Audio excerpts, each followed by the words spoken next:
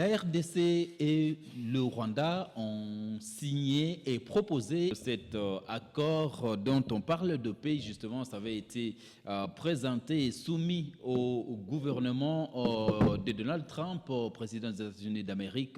Justement, après plusieurs jours, enfin, les deux délégations se sont mis d'accord. C'est ce qui ressort de ce tweet du conseiller principal de Donald Trump pour la région de Grand Lac, Boulos, c'est son nom. Il a accepté et salué cette étape importante en ce qui concerne la recherche de paix dans le pays de Grand Lac ici en Afrique. Quelle analyse faire? Est-ce une lueur d'espoir? Voilà la question principale. Mesdames et messieurs, bienvenue dans ce numéro, bien sûr, de l'Actu Soir sur HK6 Télévision. Et nous avons ainsi invité l'internationaliste Osni Kambale, justement pour pouvoir décrypter. Monsieur Osni, bonsoir. Bonsoir, messieurs les journalistes.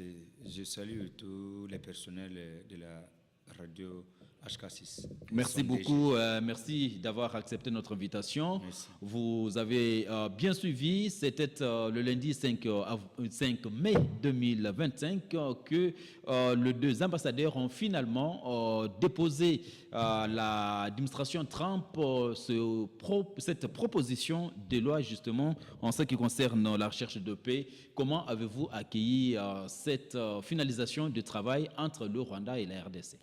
Merci beaucoup pour la question. Ce que je dois dire d'abord, c'est le retour de notre pays, la République démocratique du Congo.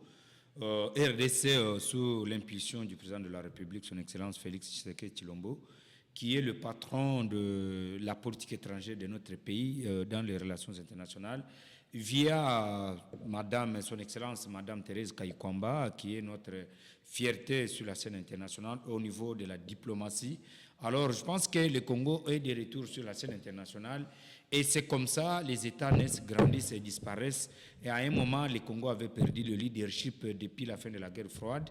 Et je pense que ce leadership vient d'être connu maintenant dans le monde entier et la raison pour laquelle la RDC, via cette diplomatie de concertation, une diplomatie des petits pas que Henry Kissinger, l'ancien secrétaire d'État américain, avait demandé aux États, à un moment, il faut passer par la diplomatie des petits pas. Et Félix l'a fait et aujourd'hui, cette diplomatie a donné ses fruits. Je pense que ce qui a été déposé comme finalisation de cet accord de principe qui préparait le traité et qui sera signé entre les deux chefs d'État en présence. Je pense que nous, peuple congolais, les élites de ce pays que nous sommes, nous devons aller dans cette même percée diplomatique pour que le Congo soit quand même, le Congo, nous sommes un grand pays quand même.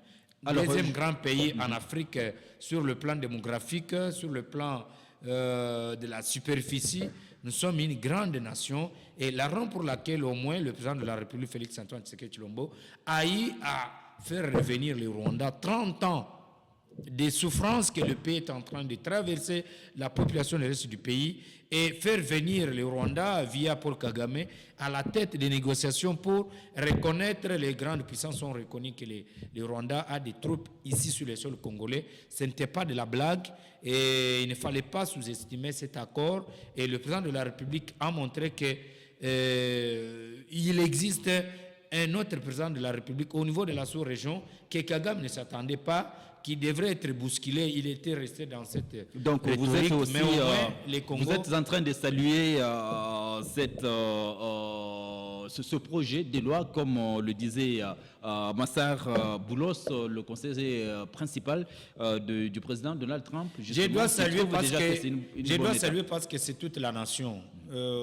Les acteurs signataires, le président de la République, la ministre des Affaires étrangères, et ils sont au service du peuple congolais. Je pense que c'est la République démocratique du Congo, longtemps humiliée par certaines puissances régionales. Et je voudrais un peu relever quelque chose d'important pour dire que le Congo ne se bat pas contre le Rwanda. Et là, il fallait les dire, parce que quelqu'un m'a dit, non, mais quand vous parlez dans vos émissions, voilà l'exemple du Mali, du Burkina Faso, du Niger, je les ai dit, c'est un problème géopolitique. parmi, il y a certains Congolais qui ne comprennent pas, qui ont une mauvaise lecture sur la politique de notre pays. Donc vous pensez Il que faut comprendre, le Rwanda n'est qu'un bouc émissaire? et effectivement, parce que je l'ai toujours dit que c'est une guerre par procuration, parce que vous connaissez d'où viennent les armes du Rwanda. La Pologne avait livré les armes au Rwanda, le Pays-Bas. Et il y a les grandes puissances autour du Rwanda. Donc la RDC est en face de plusieurs puissances. Et le président de la République n'est pas faible, la RDC n'est pas faible, mais actuellement,